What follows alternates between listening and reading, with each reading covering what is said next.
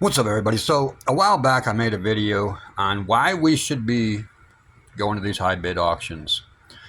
Right here is a list of everything that I bought like a month, 2 months ago, something, a month ago. And I've been slowly putting these items on eBay. All right, so this is the grand total that we spent, $193.52 at this auction. Now, you don't have to spend this much money at the auction. You really, literally don't. I have more paperwork. Spent 94 on that one. What did we spend on that one? Oh, $3.50. Oh yeah, that's where I got like $700 worth of stuff for $3.50. Because all it is it's just seasonal and holiday decorations. Yeah, there was a lot more than that there. What did we spend on this one? $28.04. All right, so this one, this is one I've already sold everything. We spent $28.04 total. Okay, so for the 1942 Mercury dime, I sold that for 80 bucks. For the 1950 Washington quarter, 50 bucks. 1963 Roosevelt dime DDR, 30 bucks. 63 Roosevelt dime DDR, 30 bucks. 62 DDO Roosevelt dime, 40 bucks, and a 62 Roosevelt dime major DDO for 100 bucks. I made $330 on eBay off of a $28.04 purchase. I will do that all day. This is the HP all-in-one computer that I bought for 20 bucks, for $23.76. It's missing a key on the keyboard. I don't care. I just got a new keyboard. 1866 3-cent nickel. Paid $23.10 for it. With shipping, it was $29.09, and I gave that one to my son for his collection. An 1866 3-cent nickel that has errors on it. Major errors. That's why I bought the coin. I saw it in the picture. All right, so let's get back to this. The frame maps, those are like $900 in the two maps. We're keeping them. 1949 Foot Locker, those go for 150 bucks, 160. I'm gonna put it out for sale for 100 bucks in here in a minute, whenever, springtime or whatever. War books, my son collects them, so they're not going anywhere. Framed racing pictures, it says 25 plus racing pictures.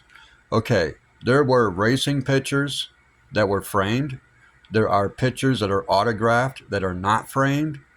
There are memorabilia items like seat cushions, pennants, stuff like that are signed and they're not framed. Let's see, I sold 3 banners, which isn't even in the description. 3 racing banners: Smokin' Joe, Harry Gant, and Dover Downs. So just out of those, what else did I sell? I sold a Dale Earnhardt picture, and I sold 3 Jimmy Spencer license plates. So here's what we got. For the Jimmy Spencer plates, we got $15. For the Dale Earnhardt picture, we got $15.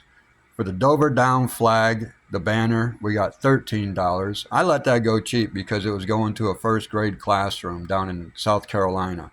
So I let that go real cheap. The Harry Gant flag, I got $50. And the Smokin' Joe's flag for $35. So we made $128 so far. $128 on a 50-cent purchase. And I still have all 28 framed racing pictures, which I'm going to sell them off for 10 bucks a piece. I just want them gone. So that's $250 on top of 128. So that's like $378 on a 50-cent purchase. Okay, now the board games, these are all vintage and There was even a shuffleboard that came with it. You guys remember shuffleboard? Dude, I've had $500 worth of fun on a $13 purchase. I've had well over $500 worth of fun on that shuffleboard. That ain't going nowhere. Plus, there's games from the 50s and 60s in here. The original Monopoly. It was called Management. Then they had another one called Management and Financing. And then Monopoly came out. Okay, so a cedar chest, I paid $21. Those things sell for about $130 for cedar chests, Lane cedar chests. Yeah, I pick them up all the time, dude. That's the most I've ever paid for one. Okay, so we got the vintage books, and I underlined the books I've already sold. So Mad's Vastly Overrated just sold today for $10. Calvin and Hobbes, I've sold 4 books out of the collection for $28. And for the U.S. Acre 3-book set, I got $65. So we got $72.99 out of a $3.50 purchase. So far, we've made $200.99. So $201 off of a $193.52 sale. So right now we're in the black, $7.47. And I still have $250 to make here. I still have all the games to sell. Still have the cedar chest to sell. Still have the antique foot locker to sell. And the rest of these books. The fans, dude, how do you pass up on brand new fans for $3 or for $11? 3 brand new fans for $11. You can't do that. You can't pass up on that deal. So there you go. You can make crazy mad money if you know what you're buying. And what I do is I look up everything before I buy it. I want to know how much I can get rid of this stuff for. And no, I don't really necessarily go by eBay prices. I go by, if eBay's the only price that I can get, then I'll go buy it. But I already know I'm undercutting everybody on eBay. I want to make the sale. So I am undercutting everybody on eBay. Now, the bad thing about that is it devalues the item. Well, I leave it up to the other people to raise their prices and bring the value of these items back up. I sell stuff cheap just to get rid of it because I only pay a little bit for it. So when I'm making money, hand over fist, because I'm buying all sorts of stuff that just, man, if I wanted to sell the maps, dude, like I said, they're $800-900 just for the 2 maps. One of them you can't find anywhere.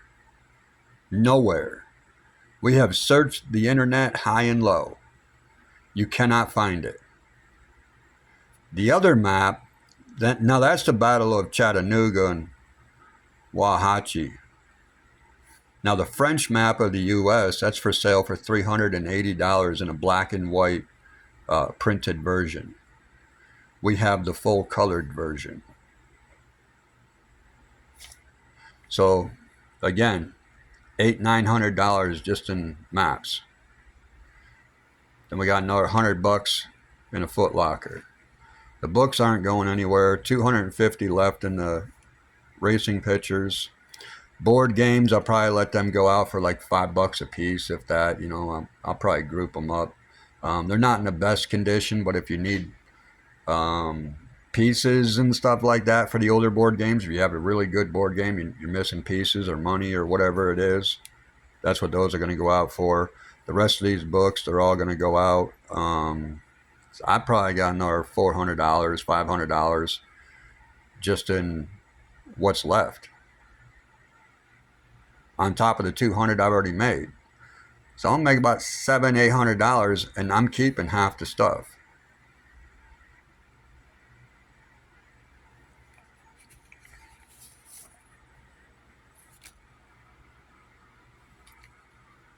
Canon AE1 camera with bag and extra lenses. I spent $70 for it. You can't pick up the camera and everything that I got for under $1,000 online. If you're going to get everything that we got 15 lenses, 7 filters. I mean, this thing is just loaded with extras. He was a professional photographer, and this was his main camera. You can't pick it up for under $1,000 online.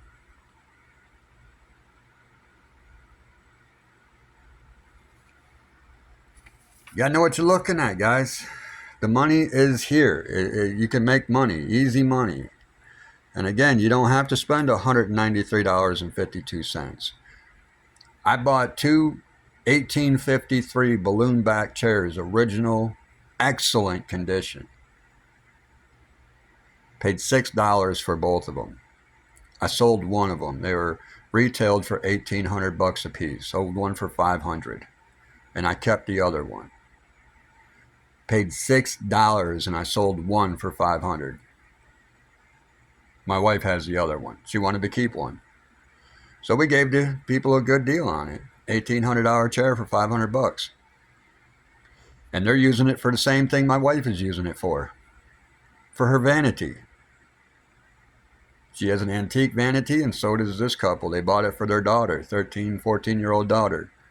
They needed a chair, so they paid $500 for this chair. The money is out there. You can make it.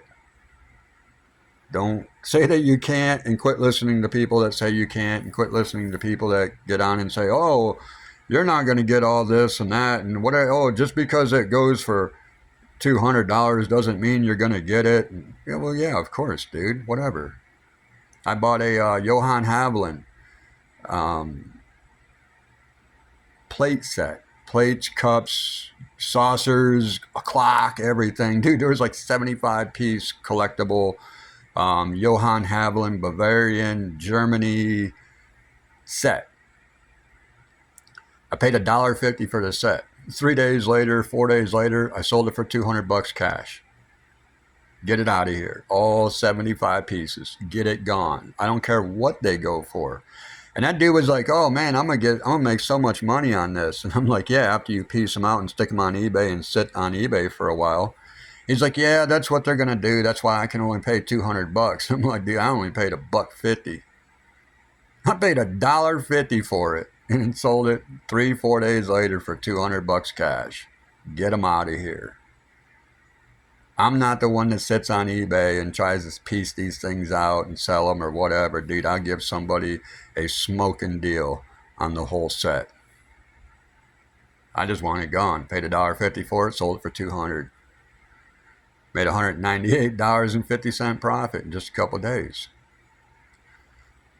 Already made $200 just in a few, 2 weeks, 3 weeks? And that's just on this. That's not counting the coins. That's not counting the whatever else, dude. I mean, there's so much other stuff, man. I got too much stuff. But anyways, you can make money on Hibid if you know what you're looking at and you don't just buy for yourself. You don't buy stuff that, oh, I like that. Let me get that. That's a good deal. Well, how many other people out there in the world want it?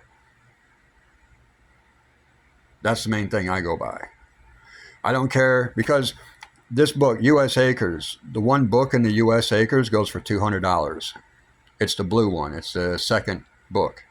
It goes for $200. I sold all 3 of them for $65. If you know what you're looking at, and you know that there's a $65 deal for 3 books, and one book goes for $200, yeah, that one sold quick. That set sold quick. I got $65 out of it, dude. That's all I wanted. Got $65 on it. Got $65 on the one lot. I paid $3.50 for everything. And then I just sold that one for $10. And then the Calvin and Hobbes sold for what, $28? Yeah, $28. 65, 28, 10. Yeah, I made money on all 3 sales. Made money on all the sales. That's how you do it, guys. Hibid. It's not hard. If you guys want any help getting through it, navigating it, let me know, man. I've been doing this for 3 years. I've been making money off this site for 3 years. It's easy. All right, till next time, guys. Take care, have fun, and make sure you get on the Hibid. There are deals to be had. Oh my goodness. If you haven't been on there, you're going to love that site. Way better than eBay. Way better than eBay. All right, till next time, guys.